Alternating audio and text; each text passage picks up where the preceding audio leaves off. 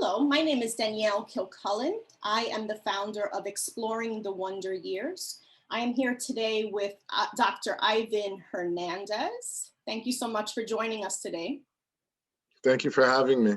I'm going to let you introduce yourself in just a moment because I will not do your credits any justice. So I'll give you an opportunity to do that. But I just want to give our viewers an opportunity to understand what we're doing today. We're talking about forgiveness and its effects on the body and mind. Okay, so Dr. Ivan, tell us about yourself. I am a physical therapist. I've been practicing for 20 years. I got my doctorate in physical therapy from NYU back in 2001. Soon after, I ventured into private practice and started my own practice in 2006. Going forward, I became board certified in orthopedics and in sports. And then I continued to bolster my education via continuing education and other board certifications and other certifications, one primarily being certification through the NSCA, the National Strength Conditioning Association. It's a certified strength conditioning specialist.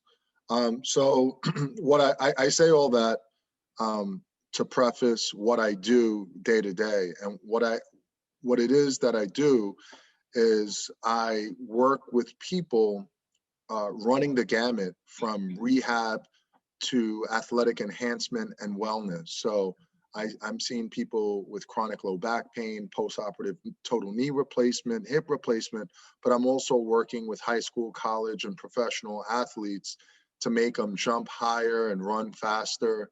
And it's very enjoyable. I have two practices, one in Yonkers, New York, one in Elmsford, New York.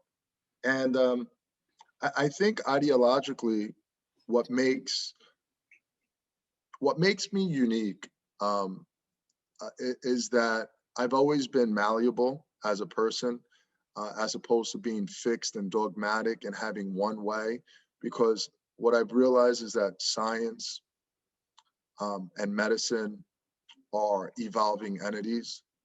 And the moment that you think you know it all is the moment you become a dinosaur, because inherently things are evolving.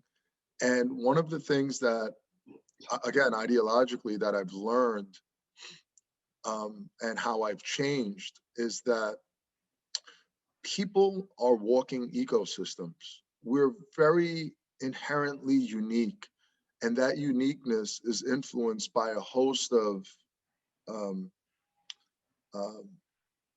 factors, from one's history, one's projections of the future,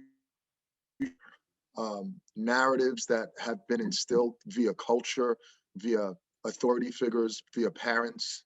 And all of these things are what create the human person. And so when you're looking to help someone from a clinician standpoint, you have to recognize that no two people are the same, even when they have the same diagnosis. And so it's kind of lent myself to becoming receptive to this paradigm shift from what previously was predominant in medicine and rehabilitation, called the biomedical model, to now what's now called the biopsychosocial model. And in short, what I'm saying is that the mind, body, and spirit are intimately connected. And when one goes awry, it's not uncommon that the other components of oneself become awry. Yeah, thank you for sharing that.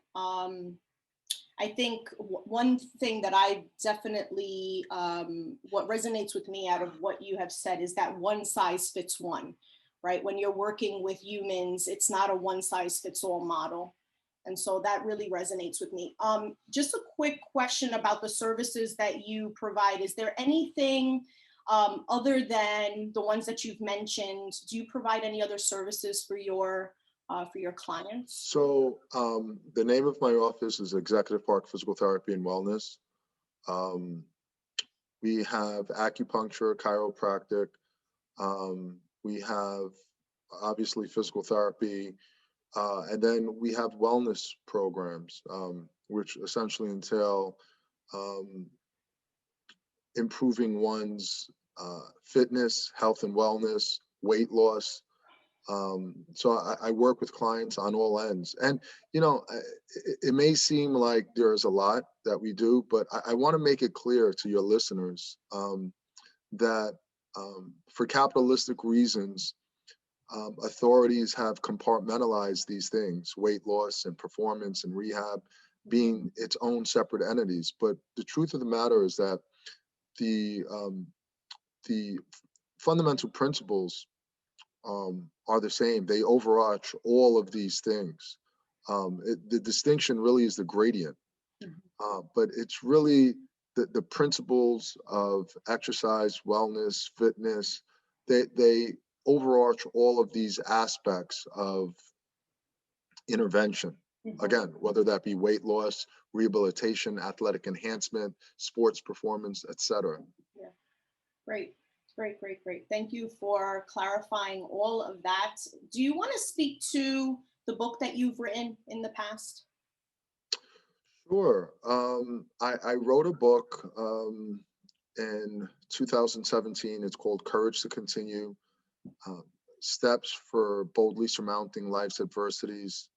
And the book essentially is my testimonial of the adversities that I've dealt with personally, professionally, spiritually, and how I was able to overcome that. And the crux of the book is not only providing my testimonial with adversity, but the pragmatic tools that I've used to persevere these vicissitudes.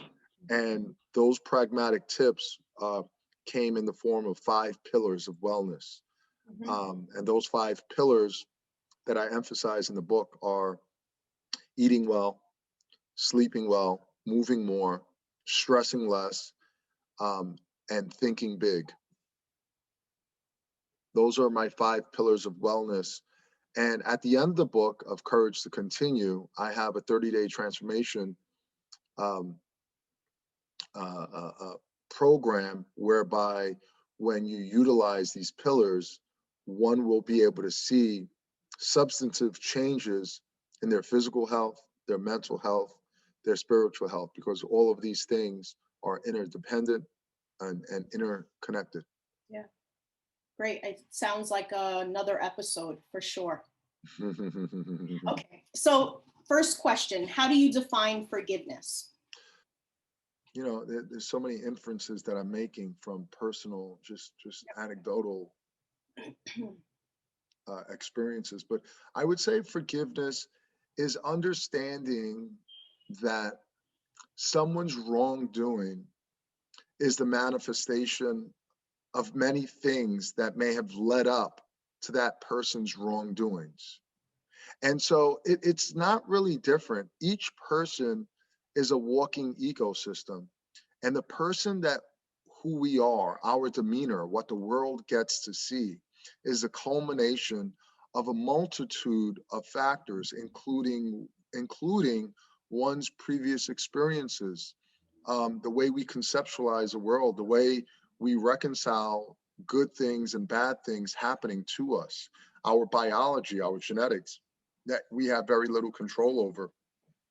And so that's how I've been able to reconcile that, to understand that, you know, sometimes the adversities that we go through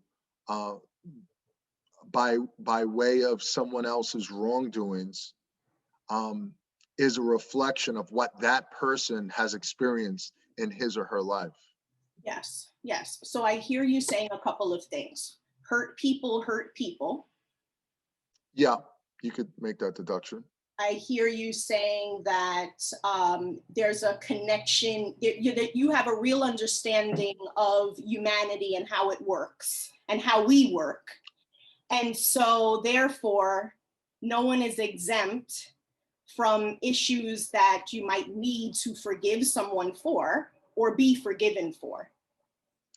Yeah, I think what happens, and you know, I got to tell you, part of me starting my podcast, Courage to Continue, without coincidence, it's called that, is to kind of become more insightful and to kind of understand humanity, my existence.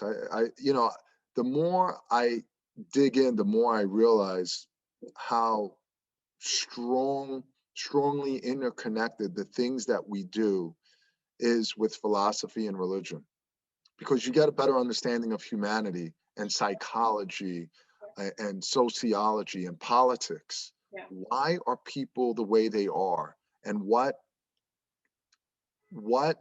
creates the people? What are the things that lead to people formulating ideas, um, uh, um, coming to conclusions, and engaging in behaviors that some may deem offensive. Yeah. Um, and so what I've realized is that we're all inherently unique. Um, and we're simply a manifestation of a multitude of factors, and a lot of those things become our experiences and our genetics. That's why, you know, the field of epigenetics is growing, because what we're realizing is that the person that we are, um, certainly with respect to disease processes, has a lot to do with our exposure, our environment. And so that's how I reconcile forgiveness, that, um, you know, hurt people because of what they've went through. Right. Now, another way to reconcile that is if I perseverate about what the other person did to me, I'm only hurting myself, because it becomes a form of stress. And you know, one of the things that I talk about in my book is that when stress is chronic and perpetual, um, we compromise our own resiliency. You know, we become exposed to disease. We become exposed to anxiety, depression, insomnia, irritable bowel syndrome, restless leg syndrome, autoimmune disease, chronic low back pain, migraines. I could go on and on. Yeah. That's how intimately related the mind and the body are. Yeah. So, you know, part of forgiving is also for selfish reasons, to take care of oneself, because otherwise we're going to compromise our resiliency. Part of forgiveness is self-compassion, self-love, but also self-preservation. Yeah. In order to preserve ourselves and our sanity, we need to not perseverate about things that we cannot control over. Correct. And we have to immerse ourselves in the now. Yes. Um, and it's one of the reasons why physical activity, exercise, is so important, and getting out in nature, because you're forced to immerse yourself in the present moment so that you're not wandering, you're not ruminating about why things happen to you, Yes. because that's damaging. Correct. And not only is it damaging, but it's a futile attempt to change what has already happened. Yeah. Yeah. Um, and so, in the same boat with not forgetting, with forgiveness, Right. it's part of self-preservation because we are wired to survive. Yes.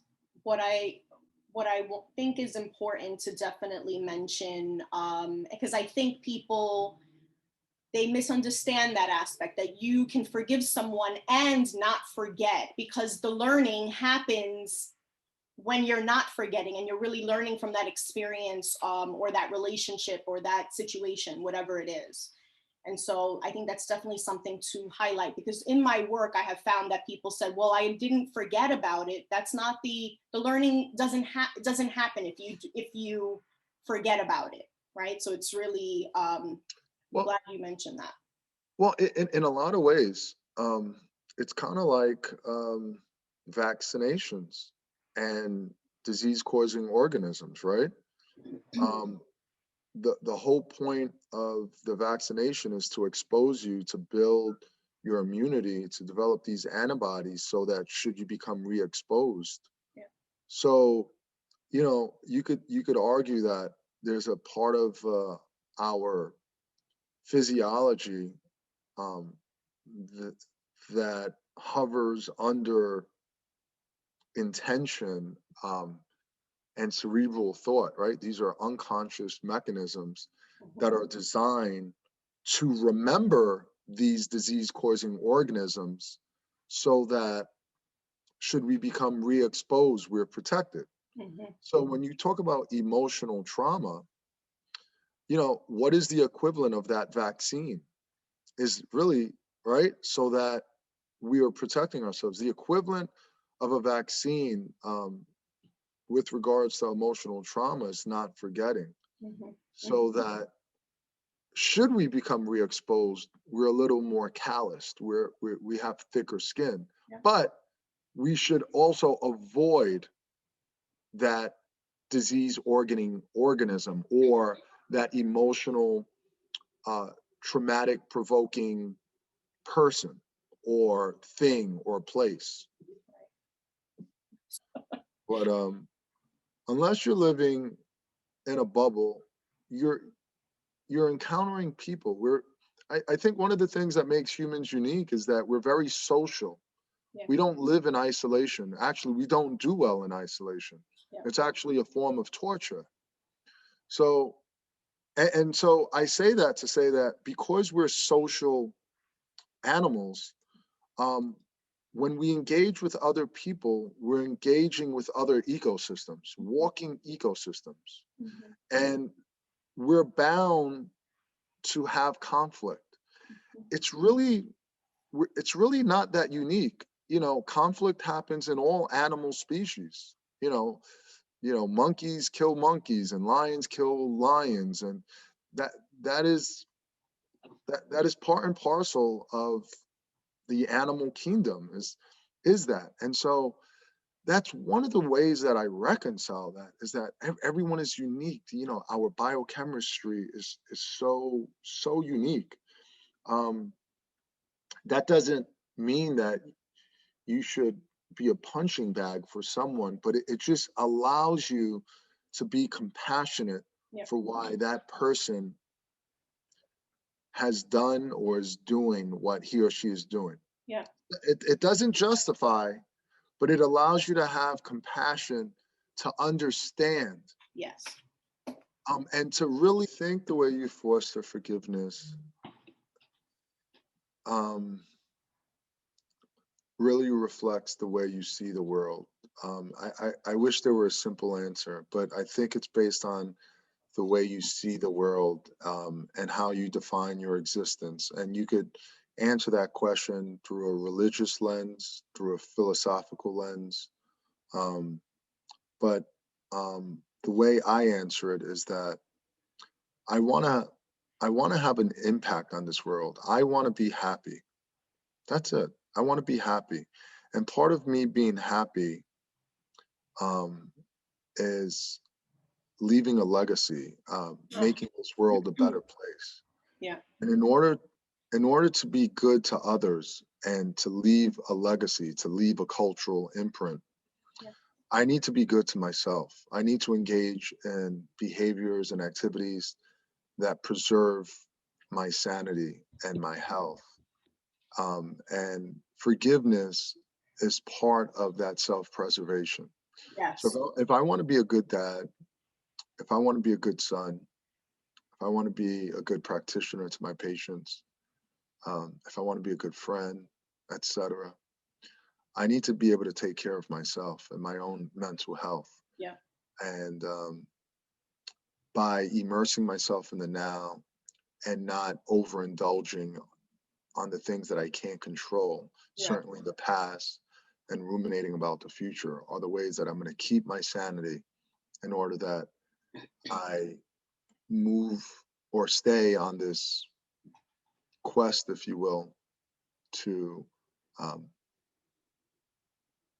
health, wealth, love, and happiness. I appreciate your time. And how can people find you if they have additional questions? You could find me. So my handles are Dr. Dr.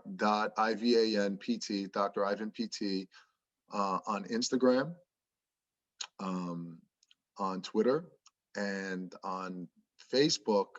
I'm just Ivan Hernandez. Just Ivan Hernandez. Oh, my website, Executive Park. If you're in the local area and you want to get in shape, or your back hurts, or you just had surgery, you could go to executiveparkpt.com and schedule an appointment through there, or call my office at 914-509-4640. And very quickly, I got to plug in. I'm a big proponent of managing musculoskeletal pain. As a consequence, I formulated with a chemist a pain balm. It's called Magnificent. Magnificent is a magnesium sulfate based balm that also includes a proprietary blend of botanicals to manage musculoskeletal pain. So if you have abdominal cramps, because of PMS, if you have low back pain, if you have migraines, if you have post-operative pain, fibromyalgia, restless leg syndrome, Magnificent is something that you could buy at www.livelongerwellness.com. That's my other professional website. Excellent, excellent. Thank you for sharing that. And you have acupuncture services in your Yes. offices, which helps with forgiveness. Yes. All right, thank you. All right.